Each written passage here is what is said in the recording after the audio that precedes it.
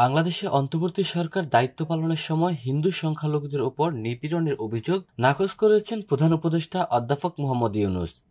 তিনি বলেছেন, বাংলাদেশে হিন্দু বিদ্বেষী সহিংসতা নেই। যুক্তরাষ্ট্রের নিউ ইয়র্কে জাতিসংঘের সাধারণ পরিষদের অধিবেশনের ফাঁকে নতুন ধারার সংবাদ মাধ্যম জিটিউর সাংবাদিক মেহেদী হাসানকে দেওয়া সাক্ষাৎকারে এ কথাগুলো বলেন প্রধান উপদেষ্টা। সোমবার 29 সেপ্টেম্বর সাক্ষাৎকারটি প্রকাশ করে জিটিইউ। হিন্দুদের উপর নির্যাতন নিপীড়নের অভিযোগ নাকচ করে অধ্যাপক মোহাম্মদ ইউনূস বলেন, এখন ভারতের অন্যতম বিশেষত্ব হল ভুয়া খবর।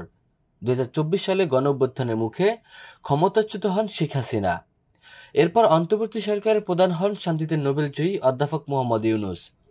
অন্তর্বর্তী সরকারের প্রধান হিসেবে তাকে বেছে নেওয়ার যে সিদ্ধান্ত মানুষ নিয়েছিল সে সম্পর্কে অধ্যাপক ইউনূস বলেন, আমি বিস্মিত হয়েছিলাম, তবে অনিচ্ছা সত্ত্বেও তা মেনে নিয়েছিলেন তিনি। সে সময় আন্দোলনকারীদের উদ্দেশ্যে তিনি বলেছিলেন, আপনারা যদি এত কিছু ত্যাগ করতে পারেন তবে আমি আমার সিদ্ধান্ত বদলাবো। সাক্ষাৎকারে আরও কিছু বিষয় নিয়ে কথা বলেন অধ্যাপক মোহাম্মদ ইউনূস। এর মধ্যে ছিল জাতীয় নির্বাচন দেরি হওয়ার যৌক্তিকতা, রোহিঙ্গা সংকট ও আওয়ামী লীগের কার্যক্রম নিষিদ্ধ করা সংশ্লিষ্ট নানা বিষয়।